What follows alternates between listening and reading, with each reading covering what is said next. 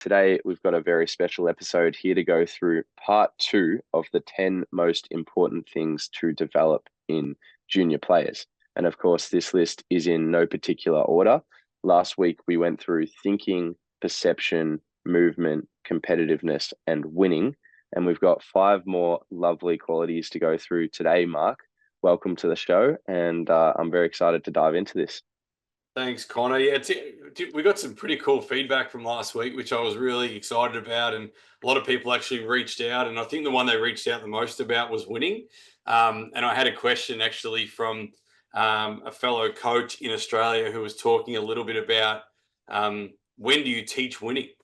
And it was kind of like interesting because I've spoken about this topic to parents, but never put it out in the open like we have last week. And I thought it was pretty cool because I sort of said to him, um, you don't kind of teach winning, you kind of teach winning habits and behaviors. And you want to try and make sure you find a balance between, losing in tournaments and winning. And sometimes if you play too high of an event all the time, you're kind of consistently losing, therefore creating, really poor behaviors of I'm always going to lose. So there's no confidence in that. Um, and then it's like, all right, when do I drop back down a level and play players that might be below me or maybe on my level so I can get a win or two just to keep my belief and my confidence up? And I felt like that was a really cool conversation I had with him. But yeah, thanks to everyone that's actually written in this week, emails, and I think comments on socials. It's been really cool. So I thought, yeah, today we'll dive into the back end of this. Um, and I think one thing, Connor, to be really mindful of too is this is not just opinion based. So a lot of the stuff that I've put together has been, I guess, for me, proven with experience and research. Now, one of the girls I've been working with over a long period of time, over the last 5 or 6 years, Lulu Sun, who's playing at Wimbledon at the moment. Um, we started working with her at the Australian Open Juniors at 17. She's now just hit the top 100 and really proud of her efforts. She's now full time player and doing amazing things and has a full time coach with her now, which I couldn't do. Um, and to see her development and the behaviors and habits that we speak about in this webinar is her in a nutshell. It's actually pretty awesome that a lot of this stuff that we've spoken about last week and we'll continue to speak about this week is based upon real players and real scenarios, and I'm hoping to shed some more light on the back end of these next five. Amazing. All right, beautiful. I'll let you dive into it and go through the list, and then I'll ask any questions that anyone shoots in along the way or any questions that I have that pop up. Thanks, mate. Yeah, I think the first one going on point six today. So we're starting at point six. We did the top five last week. And six is confidence. So on the back of last week, we spoke about winning being a behavior and a habit we want to try and form, and in particular, winning behaviors around that. And how do we create, I guess, some early confidence and belief in our athletes? So confidence is point number six, and it is a point based around that last one of winning. And you want players that have belief in themselves. Now, I grew up and I always used to get told that you got to believe more in yourself. You got to believe more. I don't know why you don't believe in yourself. Now, belief comes off, and belief and confidence come off the fact that I can win matches or I can perform. And at the time, I was probably not winning and felt a real lack of confidence, and that transferred in my everyday life, like the way that I walked around and carried myself. And I see a lot of kids that I coach now that look a lot like I did when I was 10, 11, 12, 13, 14. They carry themselves with a real negative connotation around their body language and the way that they walk, the way that they talk, the way that they act. And I look back at when I did it, I was a loser. And I look back now and think, wow, I just really acted like a loser in everyday life. And when I walked on the court, there was no way I was going to win because I didn't believe.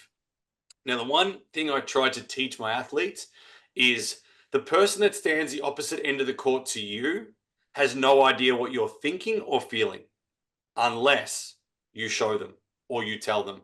If you yell out, I can't play, I'm crap, I don't know why I play this sport, and you carry your shoulders down and slumped and your head's down, you have just given every bit of advice to your opponent to say, hey, you've got me here. Now, I think the biggest one for me is, any athlete or coach, carry yourself with confidence, walk around with belief, and show that you belong. Now, if you can do that, even if you have to fake it till you make it, I think it's a really big one, because we don't always believe we're going to win. We don't have the confidence we're going to play well all the time, but neither does the opponent a lot of the time. So I think we've got to try and show that and ooze that a little bit, and developing these habits um, of confidence and winning is important from a young age. And, coaching wise, I can help that by not always focusing on what my players are not good at. I can help that by focusing on what they're doing well. As parents, when a player walks off the court, they know that they played poorly, or they didn't serve well, or their forehand broke down. But as a parent, you could walk off, and I always give the advice of, ask the player what the three things that they did really well in that match were. And the reason being is that I want to try and train their brain to think about the things they did well, not just the things they're not doing well.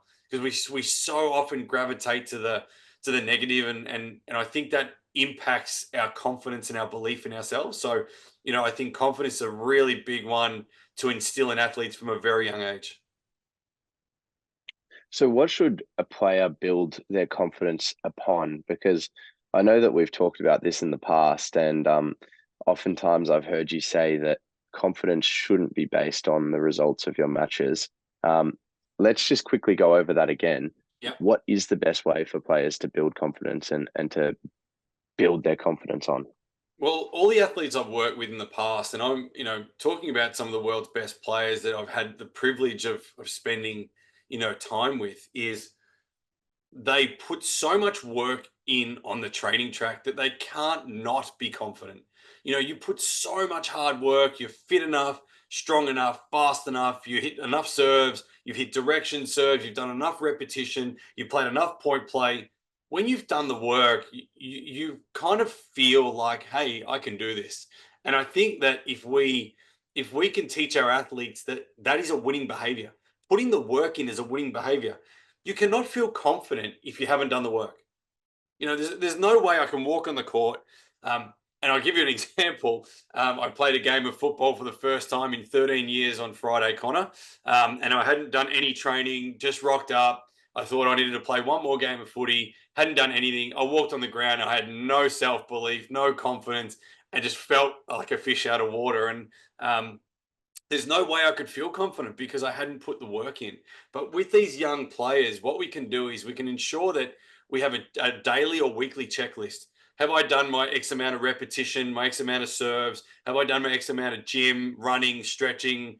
And if I can tick all the boxes at the end of the week and I walk out into my weekly competition or my next tournament, I feel like I've done enough work to be able to perform at the level. Now, that's one thing I like to tick off every week with my athletes.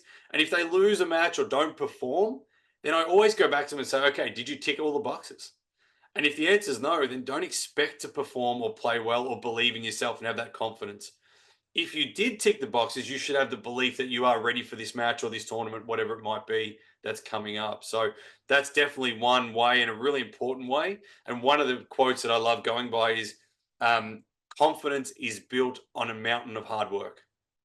And I think if we can remember that and have that instilled in our brain, that no matter what, just put the work in, and you have the belief that you've done the work to be able to perform. Just before we move on from this conversation, this topic as well, what's the conversation like with players when they have ticked all the boxes week after week and they're still not seeing the results and they're starting to get a little bit discouraged? Is it time to go, okay, something's going wrong in our training, or how do you navigate that situation? That's always a really challenging one. I think it definitely is a case by case scenario. So, having the conversations with players, everyone's reason for not performing will be different. I've had players that have had, partner problems, family problems, monetary problems. I've had players who have had injuries. I've had players that have had, um, struggling in one part of the game that keeps getting exposed, and you can't do enough work in season to be able to work on it. You might need to wait till postseason to put the amount of work in. You might need to pull back from tournaments if some players are just mentally fried and really struggling to perform. You might need to add more matches if the players are just losing first round every week and you're really struggling to get continuity of matches. I think it's a case by case scenario, but every one of them gets treated individually, and you find the root cause of the problem to be able to solve. Wonderful, good answer. Let's move on to point number 7 here. Yeah, point 7 is the word consistency. And what I mean by consistency is multiple things. Consistency of your day to day, week to week, session to session, quality of session. The consistency of doing that on a day to day basis is critical, but also the consistency in which I can perform in training every day. So, keeping the ball on the court is a consistency based habit. Um, Getting to training early and making sure you do the right warm up every single day, doing the right cool down is consistency. Consistency of week to week training methods, and right amount of matches, etc., is consistency. And I think you can put consistency as a whole. I'm a big believer that, I spoke about this last time, is trends are more important than events. And if I can have a trend that is, I do this all the time and it's a real positive, then I'm going to be getting better results more often. If my trends are negative, if my trends are I'm always late, if I don't put the work in, if my trends are always miss a session or two a week, if my trends are I don't stretch a couple of times a week or recover, if that's the trend, I'm never going to be able to perform. Performance comes through repetition of the right thing, consistency of the right things over and over again. Getting the ball in consistently is repetition of the right thing. Serving at a consistent rate is repetition of the right thing. That all amounts to the practice that we do and the work that we put in off the court. The ability to do it over and over and over again. And this is why, everyone talks about, how bored they used to get that Rafa, Roger, Novak, and Andy Murray, for example, were the top 4 performed players for like 20 years. Now, I used to look at that and go, wow, because it's an ability to do it over such a long period of time that players aren't able to do. And I always talk to athletes about, do you really want to be a pro player, or do you just like the idea of being a pro player? What do you want? Because if you just like the idea of being a pro player, that's why you're missing a session training, When you can't be bothered going to training when it's cold or when it's windy, you pull the pin. It's a little bit wet, you pull the pin. Whereas the good players do not miss sessions. They do not miss training. They're on all the time and they do it over a long period of time. And that to me becomes a trend. So creating trends of consistency of good behavior creates good behavior and consistency on the court.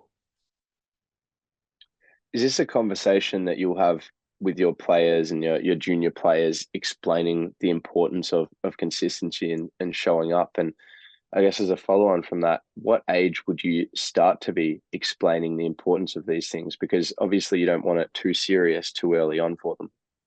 No, you don't. Obviously, you don't want it too serious, but you also, when you commit to something, you do it. I'm a big believer that my kids are young. I've got 3 kids. One's a 9, one's 7, and one's 3. And from a young age, no matter what they were doing, if they'd committed to gymnastics every week, which they do, and swimming, there's no.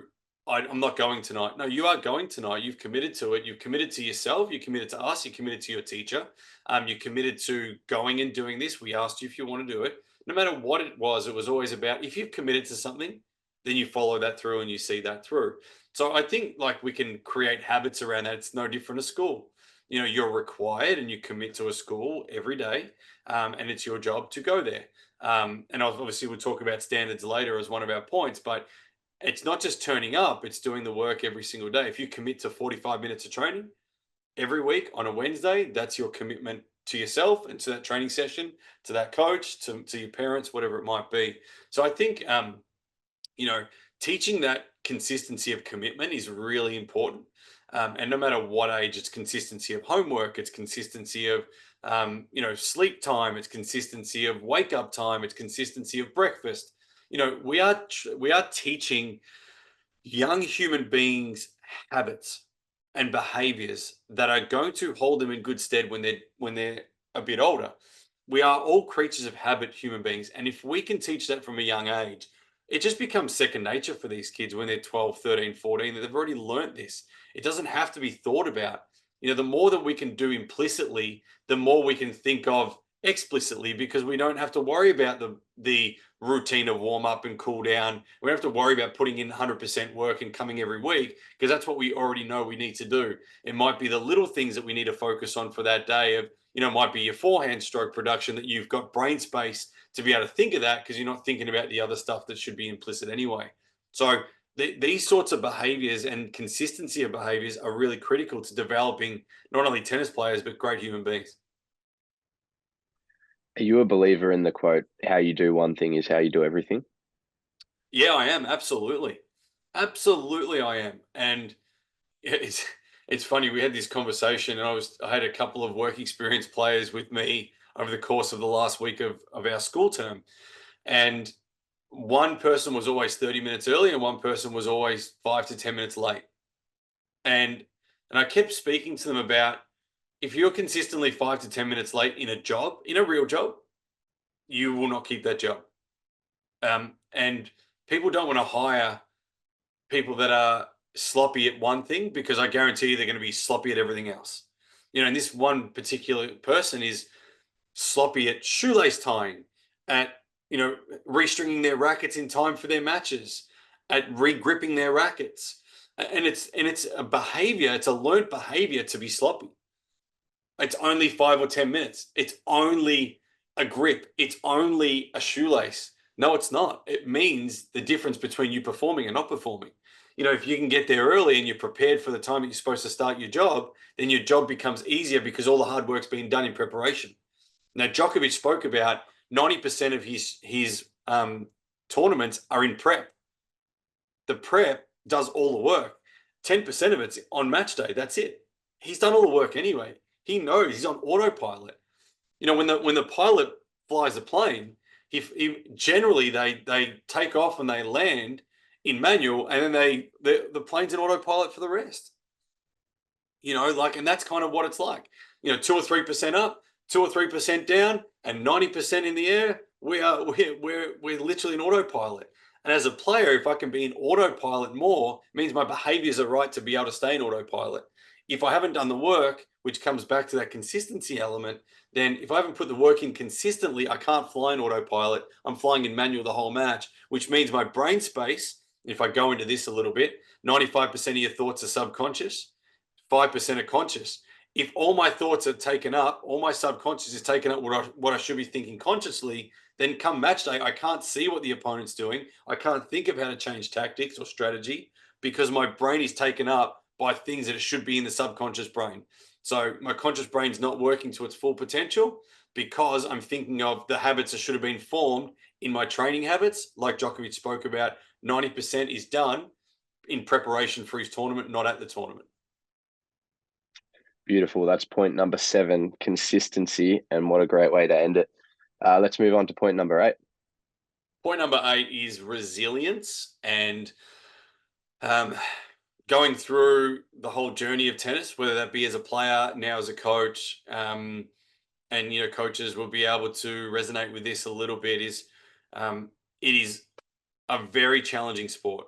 The amount of time, effort, money, travel, etc., that is spent in this game is tough.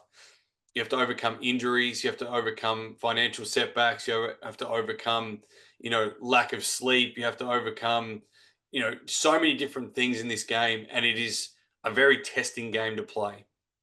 And it tests your willpower and it tests your resilience.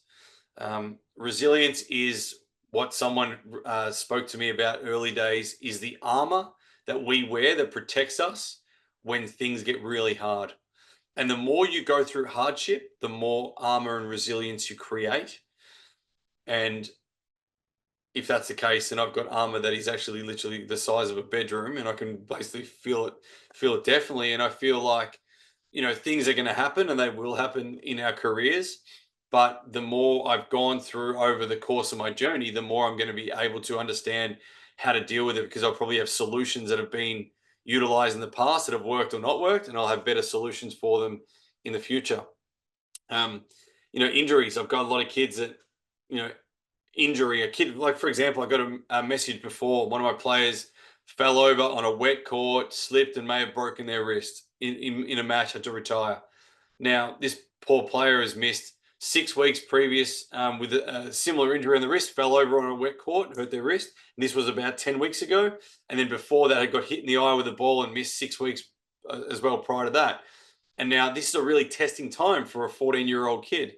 But, my job now as a coach is to help him build that armor of resilience so that when he's 17, 18, he looks back on these experiences and thinks, wow, I'm glad I went through that.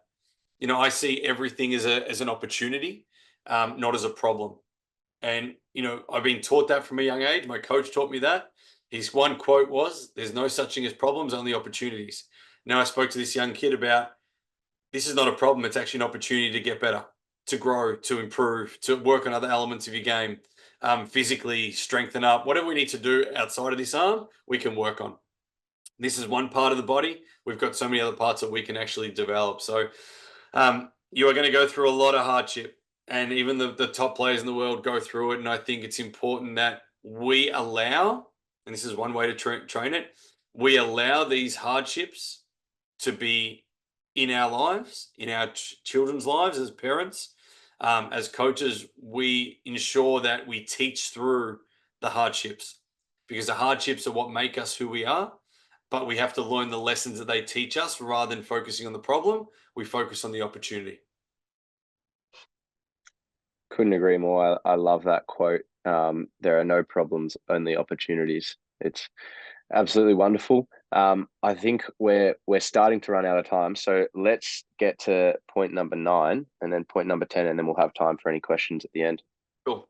So number 9 is defense. So working on defensive skills. So people often ask me what's my philosophy of coaching, and I always speak to them about I really build defensive skills first and foremost. And when I mean defensive, I don't mean scrambling every ball. It's kind of like the keeping the ball in from the back of the court, making one more ball in your opponent, second serves, first serve returns, playing with margin, playing with space.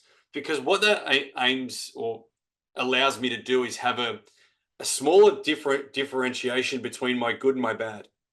If I really build a game on offense, which is okay to do as well, don't get me wrong, is that my offense is great, but my defense is poor. Now, in a match, you're probably going to spend half the time in offense, half the time in defense. If I can win approximately 20%, let's say I'm in defense. If I can win, say, 30 to 40% of my defensive points and lose, say, 60 to 70%, but I can win, say, 80% of my offensive points, for example, 70 to 80%, I'm going to be in a better shape than I would if I couldn't play in defense. And what you find is that the best players in the world, and you look at Rafa, Roger, Novak, Murray, Serena, Ash Barty, these players have had sustained success over periods of time. Simona Halep, they had the ability to be good defensively. They could move laterally, keep the ball in play, really disciplined on big moments. They could play the big points really well. They were steady. They didn't hit the biggest winners of all time, but they were steady and solid. Now, we don't spend with juniors enough time on the second serve return, on our first serve return, second serves, back of the court play. And I know in Europe, depending where you live, obviously. In Australia, we don't spend a lot of time defensively. We've got faster courts, so it's a lot of offensive-based stuff, which breaks down a lot. But when you go across to Europe, maybe South America, it's a little different, a lot more focused based on the defensive side, clay courts, games a bit slower. So I think the defensive skills, in particular in Australia, don't get done enough. I know a lot of other areas they do. But if you can develop really sound defensive skills, you narrow the gap between your good and your bad.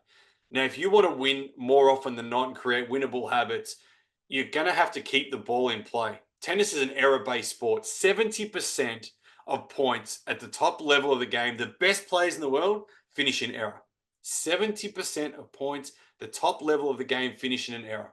So if we're thinking about that, we're thinking about, okay, I need to be more disciplined, play with more margin, be more steady than my opponent. Yes, when opportunity arises, my offense is important, but it's so important that we can play the ball in play. as often as we can, with more margin, with more spaces, have the right shot selection and decision making to do that. Where we spoke about in point number one was all about the thinking side of it, but the defensive skills become so critical in an error-based sport. So yeah, I'm really big on that at a young age to develop those fundamentals of defense and steadiness and consistency before I develop the offensive side. So that brings me to the next question, which is how do you develop defense? I think that from the word go, I think the right equipment's important. So obviously, now we've got a lot of the slower balls as a really younger players and have to rally and keep the ball in play longer with slower balls and bigger base balls with the red, orange, and green. That helps to do that because it slows down the game and helps perceptually what we want to try and do. Well, a lot of the junior players I've got that might have been through that period of that hot shots development is they might be, everything we do might be one ball drills where they have to value the ball. It might be counting drills where they've got to value the ball. But everything is based around keep the ball in play at least the first 20 minutes, 30 minutes, 40 minutes of your session, consistency based. When you warm up your serve, keep it in, roll it in, feel the court a little bit. When you're at the ground with your ground strokes, keep it in. When you're volley to volley or you're doing one at the net, one at the base, your first initial start of it should be slow and controlled. Learn how to control the ball before you learn how to beat the crap out of the ball. Now, watching one year, we had the fortune of traveling with my coach at the time, my mentor and boss at the time, who was working with Maria Sharapova. And I saw Maria on TV hitting the crap out of the ball. And I was like, wow, man, she hits so hard. So I had this thought that everything that we had to do was, hit the ball hard because that's what Maria did. Then I watched her travel and play, and everything she did was slower. It was controlled, it was feel. And I was like, man, you train so different to the way you play. But as the session went on, she started to pick up the ball speed because she had court feel, had her margins, had her range. I think as juniors, we think that we see what we see on the TV is what we need to do from the first ball. And it's not. We have to slowly build our speed through a session to enable us to have feel, confidence, and rhythm to be able to then keep the ball in court when we do pick up the speed. Perfect answer. Let's move on to our 10th and final point of the best qualities, the most important qualities to develop in junior players. Yeah, the last point is standards. So when I talk about standards, I talk about the quote that I live by. It's not what you do, it's how you do it. And, you could train 100 hours a week, but at what standard are you training at? Everything we need to do in everything is quality. From the moment we wake up in the morning, brush our teeth, put our shoes on, clothes on, whatever it is, quality and standards of the way we live, making our bed, going downstairs, cleaning up after our breakfast. Everything's about standards. And like you said before, one thing will lead to another. The way we warm up, I see players warm up and I look and go, oh my God, what are you doing? A 2-second skip into some shoulder swings and a quick TheraBand and I'm ready to play. No, it's the standards of what we do things at equals the quality of what we can put out on the tennis court. And it's even on the court. If we're doing repetition, it's not just hit, hit, hit. It's I'm hitting it here because this is what I'm trying to achieve. What is the purpose behind it? Everything has a standard.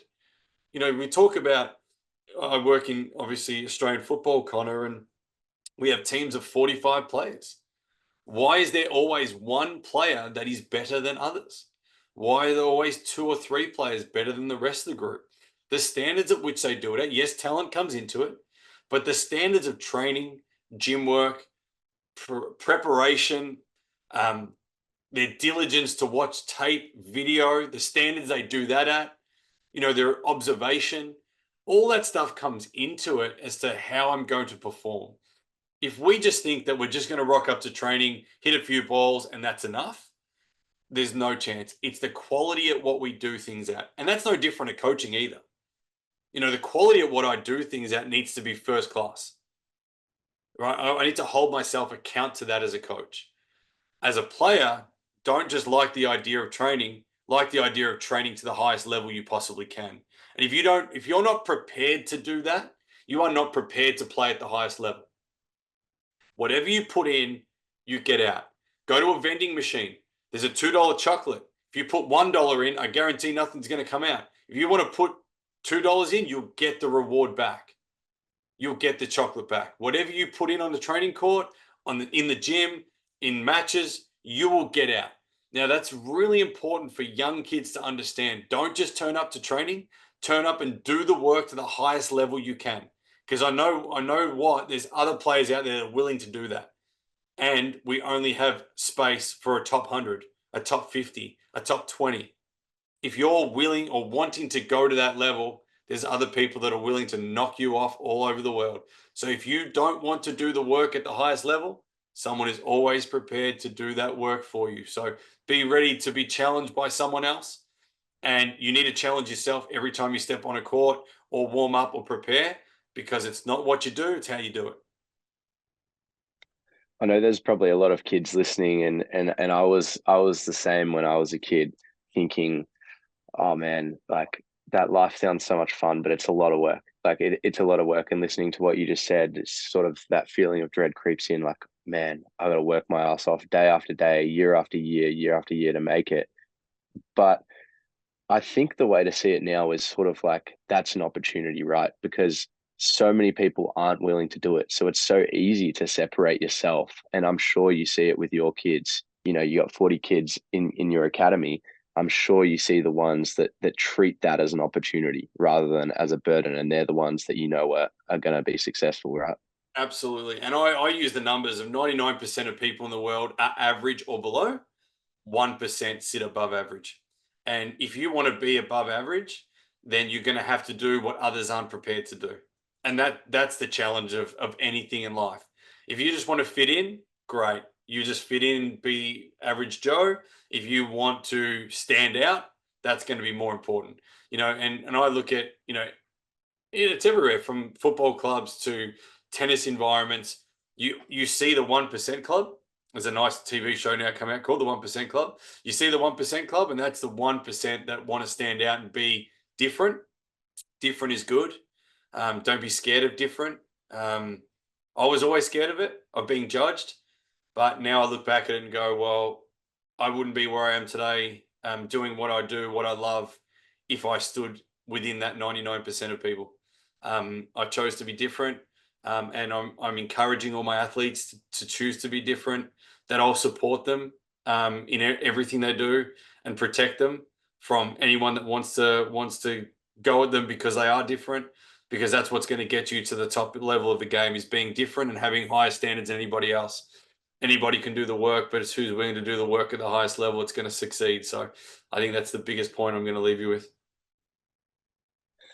Mark Safoulis, thank you very much. That concludes our list of the 10 most important characteristics to develop in junior tennis players. Once again, we've got decision-making, perceptual skills, movement, competitiveness, the ability to win, confidence, consistency, resilience, defensive skills, and elite standards. Any final remarks on that one, Mark? No, I think there's so many things that could go into this list, right? And it's hard to dwindle down to just 10 things, but I think if you can understand the importance of those 10, and of course, there's other things that will go into this development. If you just do those 10, you're not going to become number one in the world. You've got those 10 that are going to make you have the chance to do that. And you can add little things to your recipe as you go along for sure. But I think most importantly is just make sure that you are doing what you need to do, not what you want to do. Because the things that you want to do are generally the things that you like doing, and they're not going to get you to where you want to go. Do the things you're not really enjoying, because they're the things that are probably going to make you better.